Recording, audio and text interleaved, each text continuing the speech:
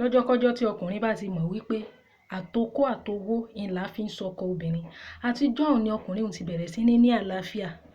Bẹ́ẹ̀ ni ṣé rí ọ̀pọ̀lọpọ̀ ẹ̀yin ọkùnrin ẹ̀yin lẹ báyé àwọn obìnrin jẹ́. Ọ̀pọ̀lọpọ̀ yín á fẹ́ ìyàwó sínú ilé ẹ̀ ní tọ́jú rẹ̀ ẹ̀ ní ṣèkẹ́ rẹ̀. Àwọn ìyàwó yín ti bẹ̀rẹ̀ sí ní lọ yá owó, wọ́n ti ń tọrọ owó lọ́wọ́ àwọn ex boyfriend wọn. Ìyàwó ilé ń tọrọ owó lọ́wọ́ ex former man friend yẹ. Gbogbo àwọn tó kùn tóbìnrin míì ti sakọ sí pé ìní súnmọ́ ìní fi ọ ìní dó ọkọ mi nìkan ní ìdò. Gbogbo àwọn ọkọ tó gbé wọn sílé wọ́n wá ń fìyà jẹ wọ́n. Ẹni tí wọ́n ti wá sọ fún wípé àwọn ò ní dó àwọn ò ní fẹ́ àwọn ni wọ́n tún wá padà lọ ń tọrọ owó lọ́wọ́ wọn. Obìnrin míì ó lọ tọrọ owó lọ́wọ́ ọkùnrin. Obìnrin míì ni ó tọ́jú ilé oní ó tọ́jú ọkọ oní ó bọ́ ọkọ. Ọ̀pọ̀lọpọ̀ ọkùnrin míì fẹ́ ìyàwó sínú ilé kò mọ bí ìyàwó ṣe ń jẹun kò mọ bí ìyàwó ṣe ń mu kò mọ bọ́mọ ṣe ń jẹ kò mọ bọ́mọ ṣe ń mu. Èmi ẹ sọ̀rọ̀ àwọn obìnrin lórí péèjì mi especially àwọn tí wọ́n ti rò pé àwọn ti wà nílé ọkọ òun tó ráwọn náà sọ̀rọ̀ gbìjà. Ọ̀pọ̀lọpọ̀ àwọn obìnrin ibi tí wọ́n ti ń fìyà jẹ wọ́n gan ibẹ̀ ni wọ́n máa ń láìkì. Mi èé súnmọ́ ọ̀dọ̀ wọn. So tí mo ṣe fáwọn single mother àwọn spinster àwọn celebrate lánàá ọ̀pọ̀lọpọ̀ ẹ̀yin tẹ́ ń sọ pé èmi ò sọ fún wọn pé kán lọ marry àwọn tí wọ́n fẹ́ marry ọ̀nà dà. Jọ kò sí ẹnìkankan tó lè lóun wà nínú ilé ọkùnrin kan òun bẹ́tà èèyàn míì tó wà ń ta. Ọ̀pọ̀lọpọ̀ àwọn obìnrin ilé ìyà náà ń jẹ bàbá ńlá kù ìyà ń jẹ ẹlòmíì. Bẹ́ẹ̀ ni tí n bá fẹ́ ṣe show fún àwọn ìyàwó ilé lórí ìyà tí wọ́n ń jẹ mi need láti náwó kankan láti sọ pé mo ń print questionnaire mo administer questionnaire kiri torí mo ní àwọn information bam tí mo fi lè reveal ìyà tó ń jẹ yín. Ọ̀pọ̀lọpọ̀ ọkùnrin mi ò ní fowó kalẹ̀ sínú ilé ìyàwó rẹ̀ ó sì dáná yóò sì jókòó yóò jẹ́ ó ti jòbò ìyàwó ẹ̀ mọ́ oúnjẹ. Bẹ́ẹ̀ ni because ọbẹ̀ tó ṣe tó gbé fún ọ tó jókòó tó jẹ́ ò mọ bí tó ti rówó tó fi rà ó sì jókòó ó sì jẹ́. Ọkùnrin mi ò ní conscience yóò mọ hùwà burúkú ni. Tó bá mọ̀ wípé o fẹ́ yẹ ìyàwó tó bá wù ọ́ lọ́rẹ̀ fẹ́ lẹ́gálẹ̀ ọkùnrin lè fẹ́ yẹ ìyàwó tó bá wù. Bẹ̀tà àìtódò òótọ́ sí ìní ọ̀nì díjú kọ̀ọ̀kan díjú ọ̀pọ̀lọ́ díjú tó bá mọ̀ pé o tó gbangba sùn lọ́yẹ lọ́rẹ̀ fẹ́ ìyàwó lẹ́gálẹ̀ fẹ́ kó o fẹ́ wá kárí. Ẹ má máa tanra yín kì í sì ṣe bí yín. Ọ̀pọ̀lọpọ̀ àwọn obìnrin míì suffering and smiling ti mọ́ wọn lára. Obìnrin míì ti believe pé láìsọkùnrin òun ò lè gbélé ayé òun ló fà á tẹ́yìn ọkùnrin fi ń hùwà burúkú táwọn obìnrin náà lè sọ fún pé nǹkan tẹ́ ń ṣe ò dáa wọ́n á wá jókòó síbẹ̀ wọ́n á wá mọ manage ẹ̀ tó rántí mọ̀ pé ńgbà tẹ́ bá darúgbó làwọn ó fìyà jẹ yín. Ẹ lọ change ẹ lọ yí padà. Èyí táwọn ìyàwó yín lọ ń tọrọ owó tí wọ́n lọ ń yáwó tí wọ́n ń jẹ gbèsè káàkiri àdúgbò yẹn kò pọ́n yín lé. Ńgbà tẹ́ wá sọ pé mo ṣe show fáwọn single mother mo sọ fún wọn wípé wọn ò lẹ́tọ̀ọ́ sí okó wọn lẹ́tọ̀ọ́ sí sẹ́ẹ̀sì wípé ìgbéyàwó nìkan ló lè fún wọn lẹ́tọ̀ọ́ sí sẹ́ẹ̀sì. Ẹ ṣé kí wọ́n sọ fún wọn wípé kí wọ́n mọ dókò lẹ́gà ni. Mo béèrè wò gbogbo àwọn single mother tó wà lágbàáyé ta ló sọ wọ́n di single mother ṣe bẹ́yìn ọkùnrin yìí náà ni níbi àìfẹ́ kan ṣe níbi àìmẹ̀tọ́ tẹ́ ẹ dá kalẹ̀. Ẹ má máa tanra yín. Bíbélì ní ẹ fi ọlá fún ẹni tí ọlá yẹ. Ẹlòmíì ò ẹ fẹ́ gbayì níbi tẹ́ ẹ ṣiṣẹ́ sí. Ọkùnrin mi ò ní wà amókó agbókó pamọ́ ni tó bá ti fẹ́yàwó sínú ilé even kíyàwó nǹkan mọ́ fẹ́ ṣàgbèrè gan. Ńgbà tó bá lò ní jóúnjẹ ọ̀tá rẹ̀ tọ́rẹ̀ rẹ̀ bá kọ̀ tí ò gbóúnjẹ lé náà kí ló ṣe. Ọkùnrin míì nínú ọdún ìbáyìí bóyá ló rántí ìgbà tó fún ìyàwó rẹ̀ lówó ọbẹ̀ rí á sì jẹ́ akápá kanga bí apá àjàpá. Ẹ má máa tanra yín kò dẹ́ ń ṣẹ̀bi yín àwọn obìnrin náà ni àwọn ni wọ́n fún yín láyọ̀ọ̀yọ̀. Ńgbà tẹ́ bá ṣe dáadáa tán bẹ̀rẹ̀ sí ń bóyìn àṣírí ti tú ní ìsìn afẹ́fẹ́ ti fẹ́ àti rídìí adìẹ. Ṣé gbogbo àwọn tá à ń sọ fún wípé kí wọ́n dúró kí wọ́n paramọ́ fún Ọlọ́run wípé wọn ò lẹ́tọ̀ọ́ sí okó ṣé even tán bá fẹ́ gbéyàwó gan tán bá tiẹ̀ láwọn tiẹ̀ fẹ́ rí màrí gan àwọn tí gbogbo tí wọ́n rí gan ṣó encourage wọn. Mo béèrè wò ọ̀pọ̀lọpọ̀ ọkùnrin ti so obìnrin míì dó lórí burúkú ti so obìnrin míì dálágbèrè. Bẹ́ẹ̀ ni bí ó ṣe jẹ́ nǹkan ìtìjú fún obìnrin láti yan àlè bẹ́ẹ̀ náà ló ṣe jẹ́ nǹkan ìtìjú fún ọkùnrin láti má tọ́jú ìyàwó tó bá fẹ́ tó bá ti mọ̀ wípé o lágbára àti fẹ́yàwó ìgbéyàwó sì fún gbogbo èèyàn. So yí ọba hàn ọ̀ lè fi obìnrin sí kọ̀rọ̀ ọ̀nù ilé kan wá mọ hùwà burúkú ìyí owó ò ní múlẹ̀ ìyí oúnjẹ ò ní gbé kalẹ̀. Àwọn tí wọn ò sì wà responsible yẹn àwọn ni wọn kí tó ń níwà. Bẹ́ẹ̀ ni tó bá ti mọ̀ pé òtó gbangba sùn ló yẹ mọ́ gbé bachelor life ẹ lọ. Sọ̀rọ̀ mi yé yín. Ọ̀pọ̀lọpọ̀ àwọn ọkùnrin míì gan wà tó ṣe wípé nítorí ọjọ́ ogbó nítorí arúgbó torí kan lè rẹ́ni jòkó tí wọ́n lárúgbó yẹn ni wọ́n ṣe ń kíìpù obìnrin sínú ilé. Sọ̀rọ̀ mi yé ń báwọn. Ọ̀pọ̀lọpọ̀ ìyàwó ilé mi gan wà tó ṣe pé ẹni tó wà ń ta gan tó jẹ́ pé kì í ṣe ìyàwó ilé ẹnìkan kan bóyá single mother ni ó ní àlàáfíà ó ní mental stability jù wọ́n lọ.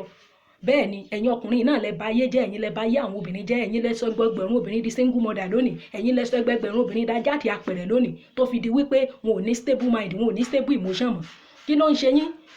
èmi ò ń sọ̀rọ̀ nípa àwọn obìnrin tó mọ̀ pé àwọn obìnrin mi ò ṣe é dí wọn, àwọn obìnrin náà ò ṣe é dìfẹ́ǹdì sọ̀rọ̀ mi yé ń bá yẹ́rì pé mi èyí sọ̀rọ̀ wọn ìníṣe mọ́ dàbí pé wíyá gbogbo àwọn ọ̀rọ̀ mi àwọn ọkùnrin I know they talk about women because something and smiling ti mẹ́lò mí lára ibi tán bá ti ń ní lára tán bá ti ń fìyà jẹun ibẹ̀ gan ló fẹ́ wà ńgbà lára bá sì lára òtàn ewo ti wọ́n tó lè ó kó àìsàn òkú àìwò sọ̀rọ̀ mi ti yé tokótokó náà fi ń sọkọ obìnrin pẹ̀lú ìwà pẹ̀lú ọ̀rọ̀ ẹnu ẹlòmíì ò lọ́rọ̀ rẹ̀ lẹ́nu ọkùnrin mi always right ni ìwà burúkú ní sìngbù gbogbo àwọn tíyàwó yín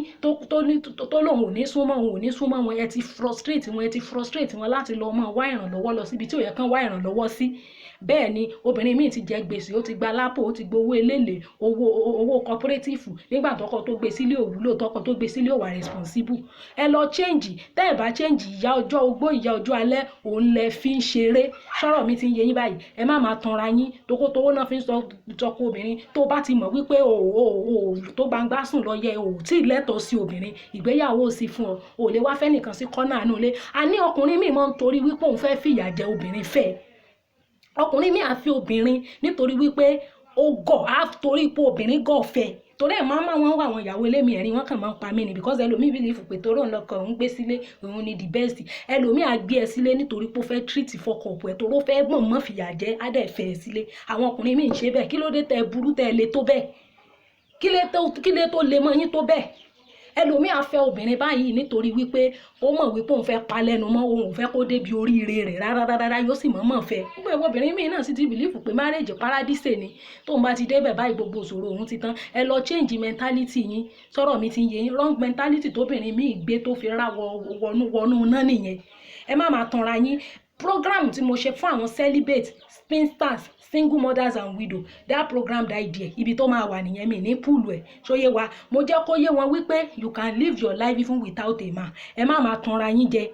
ìyàwó fífẹ́ òsì fún gbogbo èèyàn tó bá ti mọ̀ pé you are not ready to be responsible ẹ ti bà yé àwọn obìnrin jẹ́ ẹ ti sọ wọ́n di single mother èyí tó wà nínú ilé ẹ̀ yẹn tó fi pé bóyá wọ ni baby mama tó wà ń ta èyí tó wà nínú ilé ẹ̀ yẹn náà ò gbádùn ẹ̀ ara ilé àwọn ò gbádùn àwọn ni ọkùnrin tó bá wà responsible even kó lọ́mọ níta gan á ṣètò lórí ọmọ ìta yẹn ẹ má máa tanra yín jẹ ẹ má máa fi pé bóyá nítorí pé èèyàn kan wà nínú ilé ẹ̀yẹn náà ń gbádùn ẹ̀ ara ilé àwọn ò gbádùn àwọn ọ̀pọ̀lọpọ̀ àwọn ìyàwó ilé yẹn ìyà tí ń jẹ wọn nǹkan tẹ́lòmíì ń ṣe láti keep home láti maintain Mrs XYZ tó lóun jẹ́ yẹn nǹkan tó ṣe wípé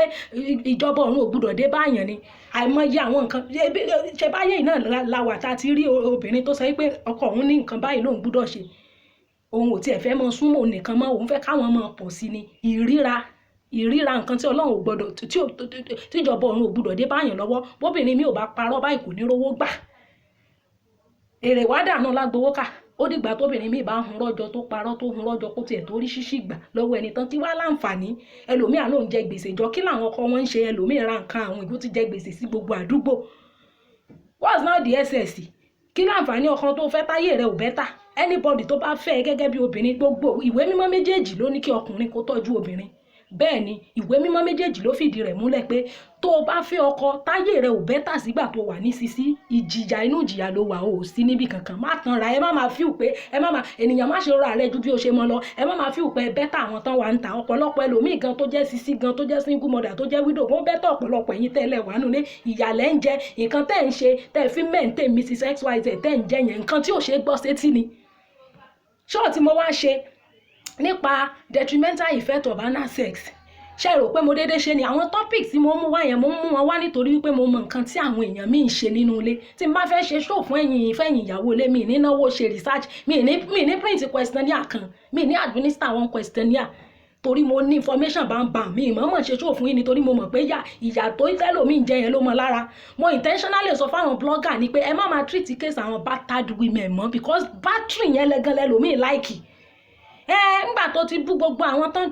tí màrí tó ti sọ̀rọ̀ sí wọn tó ti fọfọkọ bú wọn tọkọ tí ẹ bá ń fìyà jẹ ò ní lè kúrò ń bẹ́ẹ̀ torí wọn náà ti mọ̀ wípé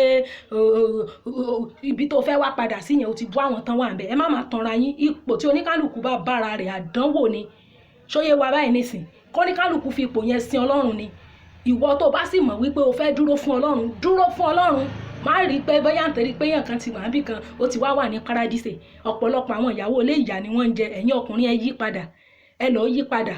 tó mo ti níjọ́ tí n bá máa ṣe show fún yín mí inú yín á padà blọ́ọ̀kù mi ni tí n bá derogatory comment kankan lórí fídíò yìí blocking is your next name. Ẹ lọ change kẹ́ tún wà ara yín ṣe. Ẹ̀yin lẹ bà ayé àwọn obìnrin jẹ́, ẹ̀yin lẹ kó bá àwọn obìnrin, ẹ̀yin lẹ bà ayé wọn jẹ́, ẹ̀yin lẹ sọ wọ́n di single mother, ẹ̀yin lẹ sọ ọ̀pọ̀lọpọ̀ dájájà pẹ̀rẹ̀, ẹ̀yin lẹ fún obìnrin míì ní mental problem lẹ́nìí tó fi wá di wípé kò ní mental stability mẹ́yìn ọkùnrin yẹn náà ni ó kó lẹ́mọ̀ gbé kiri, mọ̀ gbókó kiri, mọ̀ gbókó káàkiri lẹ́lẹ̀. Tó bá fẹ́ yàwó ọgbọ̀n lọ fẹ́ lẹ́gálẹ̀, tó bá mọ̀ pé o tó gbangba sùn ló yẹ, èyí tó wà nínú ilé ẹ̀ gan ò tọ́jú ẹ̀, ẹ mọ̀ donate spam káàkiri àdúgbò.